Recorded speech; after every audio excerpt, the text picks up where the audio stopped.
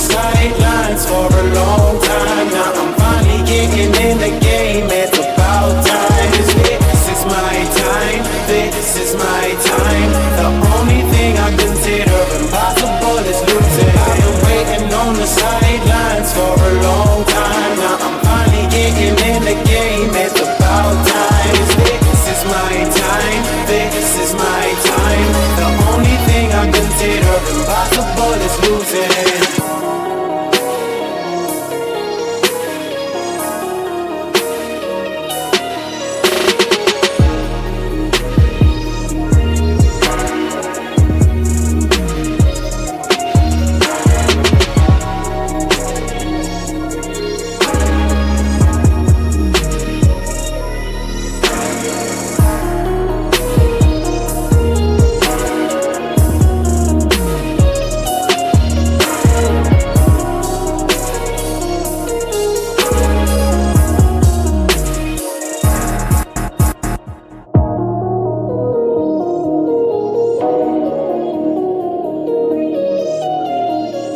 I've been waiting on the sidelines for a long time. Now I'm finally getting in the game. It's about time. This is my time. This is my time. The only thing I consider impossible is losing. I've been waiting on the sidelines for a long time. Now I'm finally getting in the game. It's about time. This is my time. This is my time. The only thing I consider impossible is losing.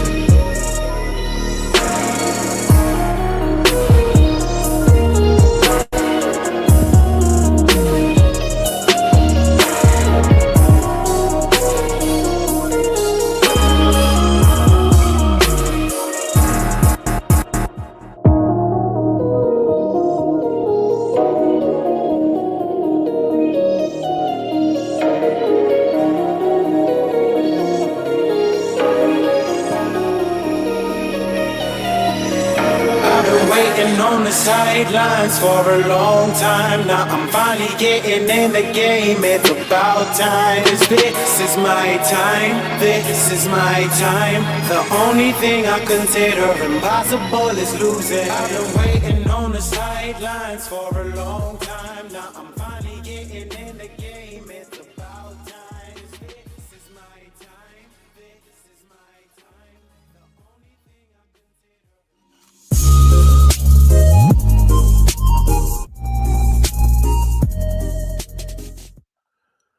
What's up, ladies and gentlemen? Welcome back to TDPHINSTALK, home of the real Miami Dolphin fans. We have some breaking news. We got an end of the season injury for one of our best players on the team. Brandon Jones has been ruled out for the rest of the season. He will no longer dress up this year. It is done for him. Coming back next year, hopefully strong. Unfortunately, this hurts our secondary big time. He was just coming into form in his best possible way. And I think he's truly going to be missed in this secondary. But at the end of the day, it is next man stand up. Y'all hit the like button. We're going to talk about what this means for the Dolphins moving forward. Change title. What do you mean? Change title. Bro, not. What are y'all talking about? Change the title to Brandon, TD. I got Brandon. What are y'all talking about? Oh, no. I'm so sorry. Hey, refresh your screen, man. Refresh your screen. When the stream was loaded, I had been already changed that. Some of y'all must have got in here early. Go ahead and refresh your screen. It's already Brandon. When the stream started, it was Brandon, but some of y'all must have came in before I came on. So just hit refresh and you'll see the difference. That's all you got to do. Just hit refresh and you'll see the difference. I changed it during the countdown, right at the beginning. And I thought I actually wrote Brandon, but I think the autocorrect gave me Byron because I'm so used to watching it. So just hit the refresh button and y'all will see by Brandon. Y'all got me confused. Oh man. LOL 100% on purpose. See, Kojak 1331, he knows me very well. He knows me very well. It was 100% on purpose. I put Byron Jones out for rest of season. I actually put that on purpose. I'm not joking either. I'm not being sarcastic. I put that on purpose and I changed it right before the stream on purpose. But remember what I told you, okay? I'll just leave it at that. But Brandon Jones is out for the rest of the season. All right. And at the end of the day, he's definitely going to be missed, especially with the absence of Byron Jones. And having both of those guys out for the season is going to be huge for the Miami Dolphins. Would be huge for the Miami Dolphins. Hopefully, some people read between the lines. Would be huge for the Miami Dolphins.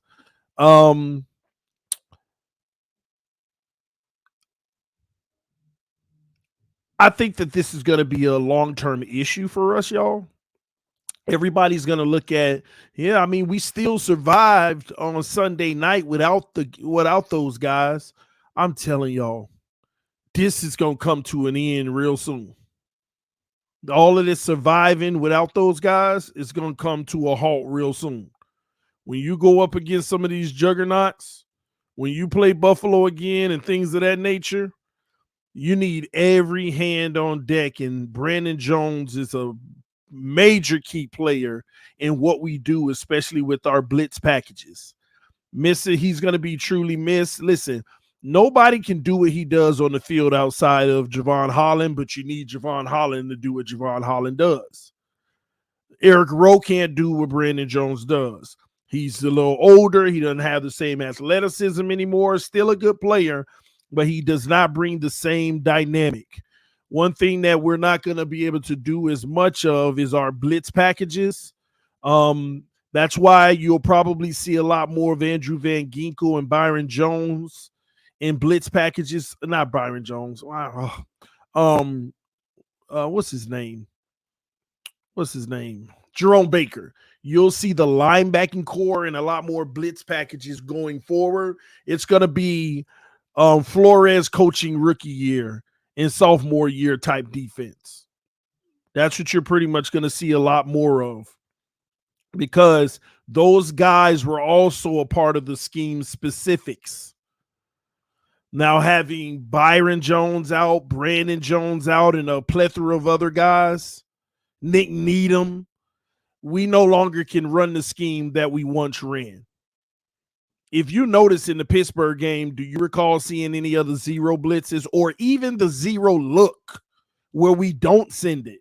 Do you recall seeing any of that? Do you recall seeing any of that? And the answer is no. That it's not going to happen this year. It's not going to happen. It's not going to happen. Lord have mercy. Brandon Jones was good at blitzing. Oh man, it went by so fast I couldn't finish reading it. Brandon Jones was good at blitzing only, not a complete safety. I get it, and I'm not even going to push back on that comment. That's how they utilized him, and that was fine. It was effective though. This entire roster is very scheme effective, and we haven't even been able to run the scheme that makes everybody on this defense effective. We have been skirting by, and rightfully so. But I got to be honest with y'all, the Miami Dolphins have truly, and I'm not trying to take anything away from my team, but we have truly skated with some good fortune and some bad fortune too. But why do I say good fortune? You come into the season and you get a Baltimore team with a depleted secondary. You come into the season, you get a Buffalo team without a secondary. You come in, you're dealing with every secondary injury known to man, just losing guys like flies, one by one. And then you get guys like Kenny Pickett to go up against your secondary at its weakest point. Just fortunate. And I'm hoping that fortune continues this weekend versus the Lions, because we should win this game, but it ain't gonna be a easy just pushover. They can score with the best of them, and with our secondary and us being depleted and their physical running team too, I just hope our defense doesn't have a long day, because they very well could. It might be one of those days where it's a shootout and we need our offense to keep up with the defense. I look for our offense to have our best offensive performance this year in this game. And I'm not saying that means score more than you did in Baltimore, but within the 4-quarter span, have your best offensive output, not just a one quarter. I really think that this might be our best offensive production day, because at some point we got to put our foot on the gas and really go for it. And this is the game you have to do it, because I believe the Lions will put up points, y'all. They will put up points. And their defense sucks.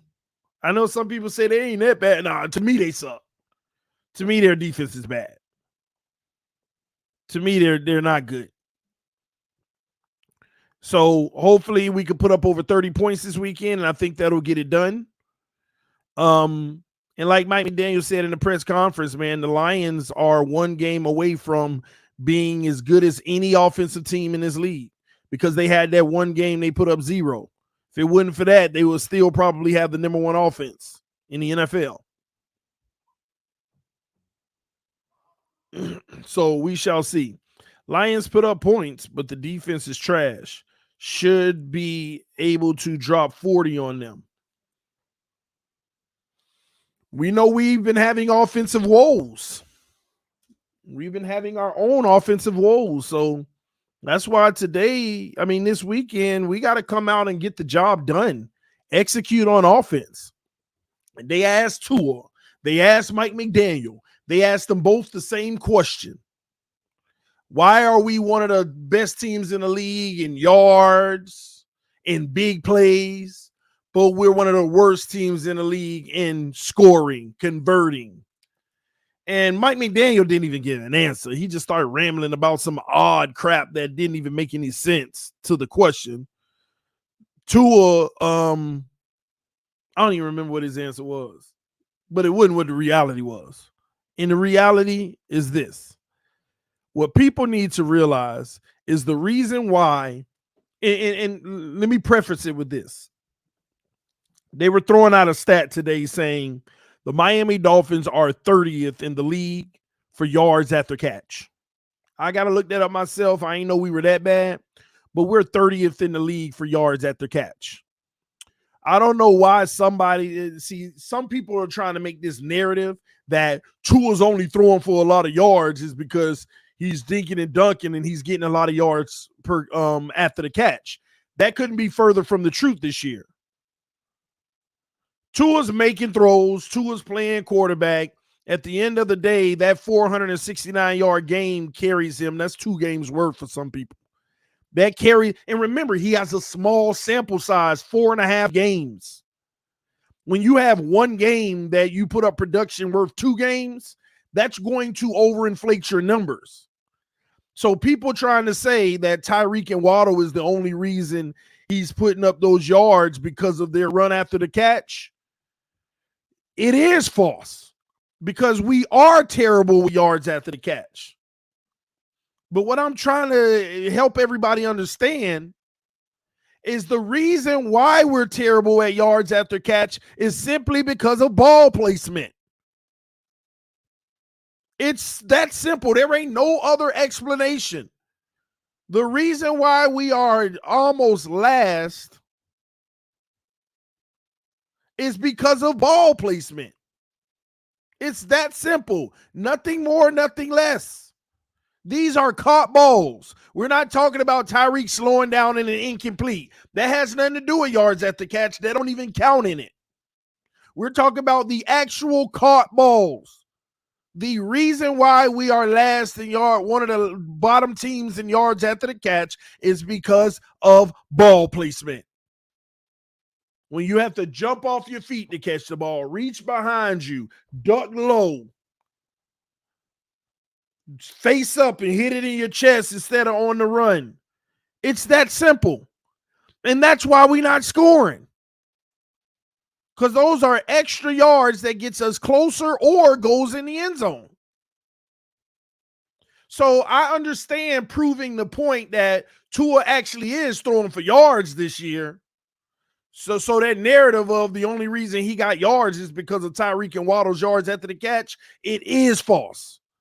But even though that's a good thing for him, it's actually a bad thing for him as well, because he's the reason we one of the last teams in yards after catch. It's that simple. Mike McDaniel told y'all this offseason before they even took the field. Mike McDaniel, what is your plan? How do you plan on working with Tua? How did y'all, this and that? Well, I evaluated his game. I watched almost every drop back he took. And the thing that stood out to me was I grabbed about 250 plays. And I went over those plays with Tua. And the main focus on those plays were ball placement, timing, and decision. We want to get yak this year. We want to become a team that hurries up and get the ball in the hands of our playmakers and let them make a play. Ball placement is going to be critical for that. These are Mike McDaniel's words. And here we are coming into this season. Tua's doing a much better job getting his guys the ball in the middle of the field in X, Y, and Z.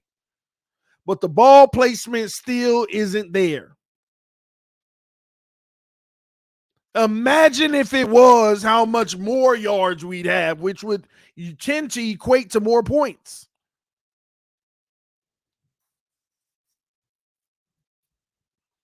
You know what? PFF honest be knowing what they talking about. Yeah, they do. They try. See, people try to diminish PFF when it doesn't fit the narrative, and then they blow it up and make it when it does fit the narrative. When the O-line look bad and PFF said, you see it all everywhere. When it's something with Tua, they no, PFF ain't the gospel. Yeah. We just went over detailed information on PFF yesterday, and these same people quoting PFF don't even have the premium package. They don't even have the premium package going in and look at the raw data. Y'all saw it on the screen yesterday, the raw data right in everybody's face. It showed you every quarterback in the NFL, gave you ratios, comparisons, and everything.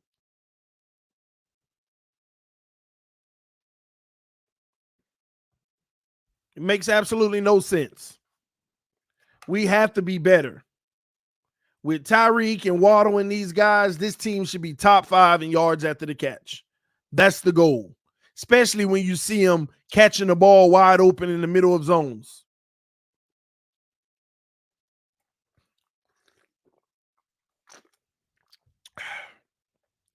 So at the end of the day, man, whoever was saying that stuff today, like I told y'all, it is actually true that Tua's actually throwing for more yards this year.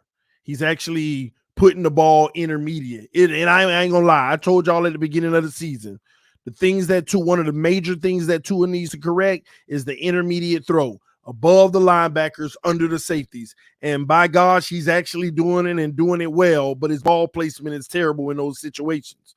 And I don't know what happened with his short passes, but he one of the worst league in short passes. One of the worst in the league in short passes.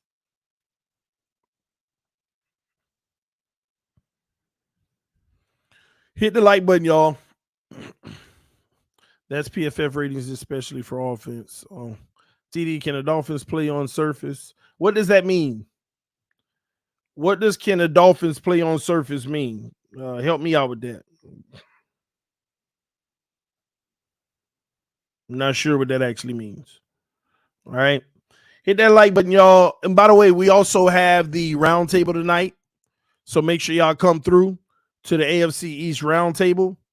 Appreciate everybody who comes over and support. We got our W. We back on track. Like I told y'all, we're going to win 3 in a row. maybe 5 in a row, but let's just start with the 3. One of them down, 2 more to go. All right. This stream is also brought to you by Mojo Sports.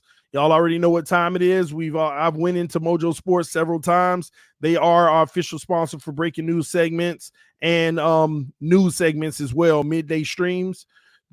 Download Mojo Sports on your phone now through the Apple Store so that you can get the latest and where your favorite players or the players you don't like, where their stock falls, whether it's up or down. If you are in Jersey, you actually get to invest. Take advantage of Mojo Sports now by downloading the app on your smartphone. Hit the like button, everybody. They need to trade Chase Edmonds. Who wants Chase Edmonds? I ain't gonna lie, during the trade season, I hear a whole bunch of they need to trade. Who wants him? Who wants him? I'm not saying not to trade him, but who wants him? That's what I'm trying to figure out. Who actually wants Chase Edmonds right now? Trey Gesicki. He could get traded. A lot of people aren't really favorable on his contract right now. They don't want to pick up that contract, but he can get traded. But would y'all be satisfied with Gesicki getting traded? Are y'all sure y'all want to take that weapon away?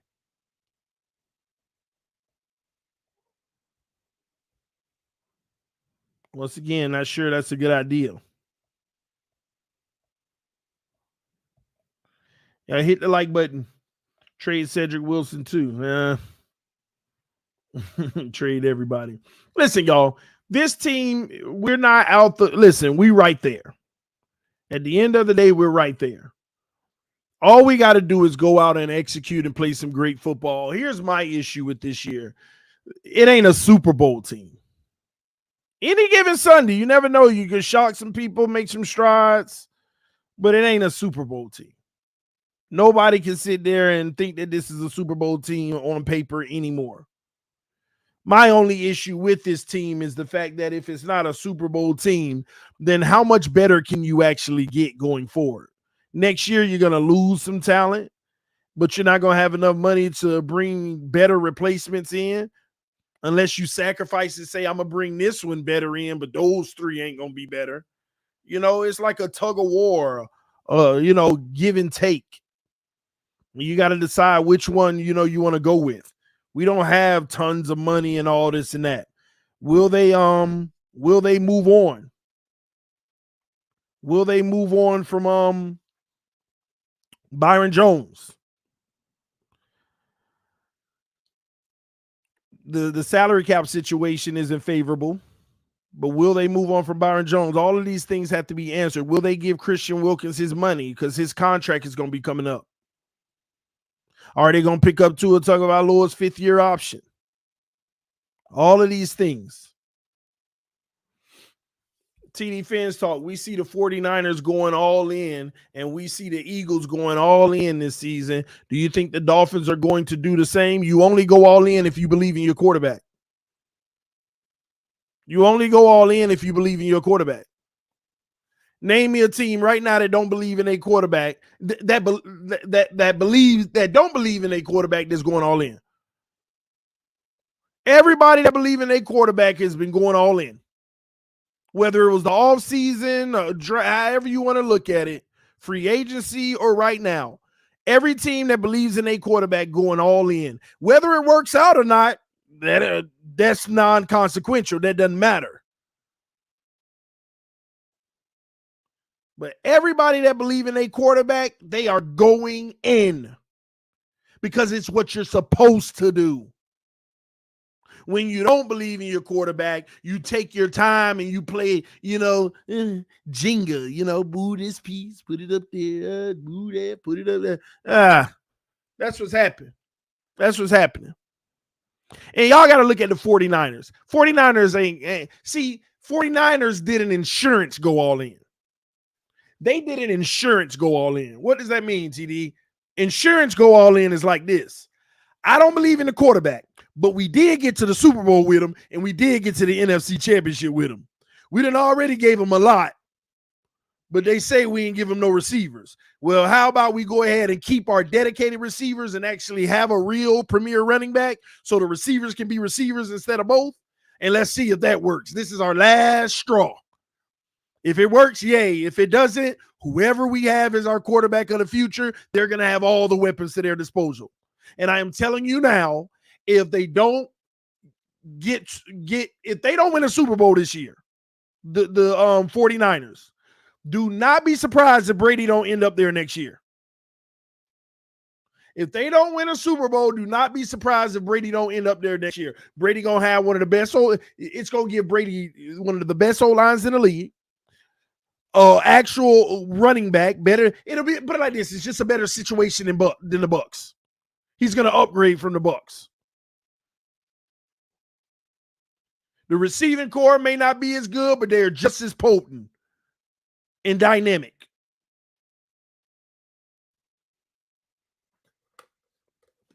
It don't matter if Trey Lance is going to be back. It doesn't matter. They weren't 100% sold on him anyway. See, Trey Lance is young. They could bring Brady in for a year or two, and Trey Lance is still going to be there. And even if the guy is Trey Lance, he's going to have everything to his disposal. The goal for Trey Lance is only to be better than Jimmy G. Has he been better than Jimmy G?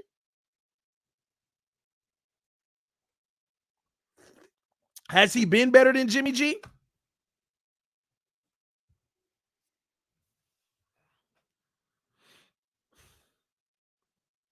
That's all I'm saying. And I'm telling you, it was news to people's ears when Brady came out in that press conference last week and he said, I don't see myself retiring anytime soon. And it blew the internet up. He said, I don't see myself retiring. And probably was a shot at his wife with all the drama they got going on. She don't want him to play. And he came out, man, I don't see no time. I don't see me retiring anytime soon. So, man, I'm telling y'all, at the end of the day, it's about a Super Bowl, not no quarterback feelings. You think they care about Trey Lance if Tom Brady's playing great football and can come there? Man. You better ask Stephen Ross. You better ask Stephen Ross.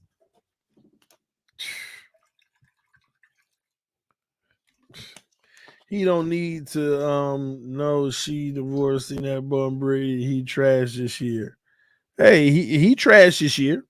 So far, Brady is trash this year. And does that mean he fell off and he's no more good?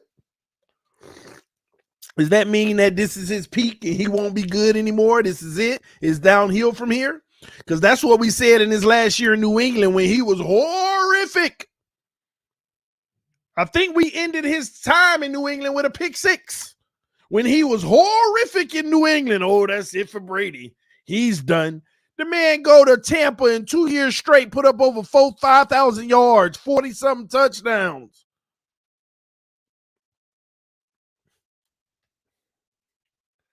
People are so short-minded, like they won't look at the big picture. They doing that crap with Herbert and Tua now. Herbert sitting out here for 2 years, broke records and everything, balling out, and he's having a rough patch at the beginning of this season. And Tua done been boo-boo for 2 years and done had 2 good games. And all of a sudden, oh, I told you Tua was better. Like God, no.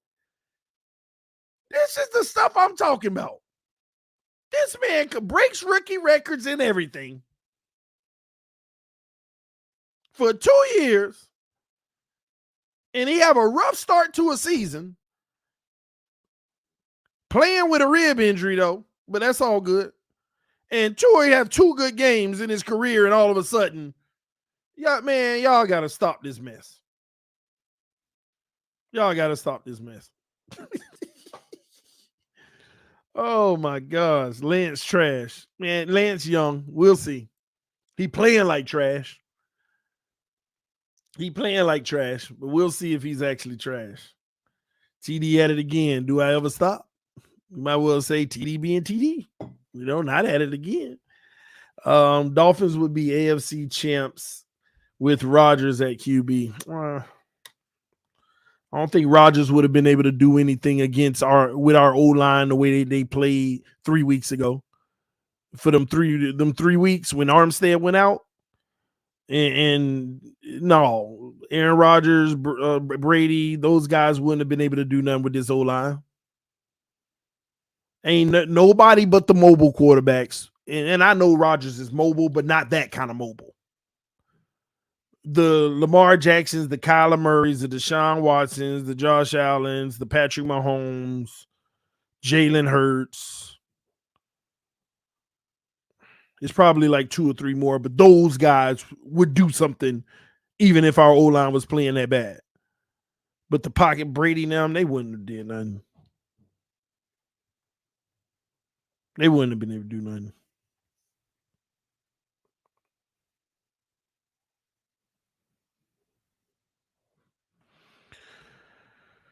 Oh, boy.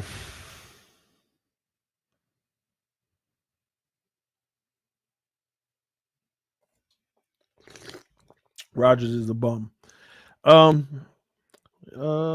agree. I don't think Tua would have made a difference in the Jets game. I mean, you never know. He may have made a good difference. He may have made a worse difference. You don't know because he didn't play. I mean, people can make their assumptions all they want. Even me myself, I don't know if he would have helped, hurt, or it would have been the same. We don't know because he wasn't there to play. We don't know. I don't know. If you feel he would have, good. If you feel he wouldn't have, good. You never know. He could have had 5 picks. He could have had 5 touchdowns and no picks. We don't know. That's why it's so frustrating. You got to be available for your team.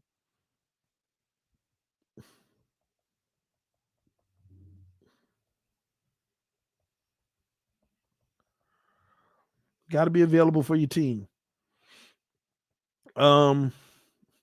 I love when random normal people call professional athletes bums. LOL. Well, good. I'm glad you love it. One thing we know for sure, he is not reliable. Sometimes I just look for him to have a good stretch of, no injuries and no concern, and hopefully we get that, for the rest of this season. I don't think we can afford, a game where he's out for the rest of the game, or a game where he misses a week, misses 2 weeks for whatever reason. He just need to finish this season and finish it well and play at the best of his ability. Um, mm, that's just where I'm at with it.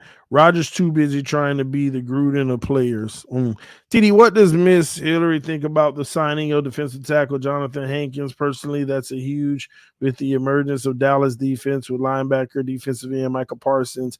What you say? She don't think nothing. She don't even know that happened. She don't even know that happened. So, but hey, right now, man, every team that believes they trying to load up and go for it best they can right now. That's what it's about. Loading up and going for it best you can. If you believe in your quarterback, you load up. I don't see no other way. If we were 6-0 or 5-1, Byron would start playing. I can't dispute that. But we don't know. But yeah, the Eagles going for it. Rightfully so. And let me tell y'all, I ain't gonna lie. Let me tell y'all what's so dangerous about the Eagles. They still can't figure out how to have a good second half of football. Like almost with the exception of maybe 2 games, they've had like 5 games where they've struggled in the second half. Like they'll just be balling out in the first half and then it's like non-existent in the second half. And that's a good sign because they got a lot of room to grow and they're playing great football. The Eagles, but I told y'all in the offseason and y'all tried to rag on me. I said the Eagles are a loaded team. They're going to be in the dance. They're going to be taking it far in the playoffs. Oh, and then when I told y'all going to see when we play the Eagles, but I ain't know that they were going to rest 36 of their players, first and second string. Then y'all like, oh, the Eagles suck. We dominated the Eagles. Oh, we great. Like the whole Dolphin Nation thought we were the best team in football because we beat all the third string of the Eagles. And now look at that team. The only undefeated team, and they still loading up. going to get defensive ends and everything. And that's how you do it. When you know you got the team that you feel they can do it, which they should feel they could win a Super Bowl this year. Not saying they will, but they should feel they could. You go get you some, man, what else you need? How can we make us even better? We good right now, but how can we be even better? Because I see an opportunity. It's the same thing they did when they were trading for Jay Ajayi and all of those guys that Super Bowl year. Remember? They won the Super Bowl that year. They were playing great football, and they said, what else you need? We doing good. I feel like we could win it this year. Well, we could use another bruising running back. We could use Jay Ajayi, blah, blah, blah. They went and got like 2-3 players at the deadline. They second string were starter material. That's what you do. So teams right now are trying to fine-tune their roster and bring in that last-minute talent and them veterans that went unsigned. They bring them in now. And Bucks did that too. Yeah, the Bucks did it. Loaded up. Not just in free agency, but even in the right before the trade deadline.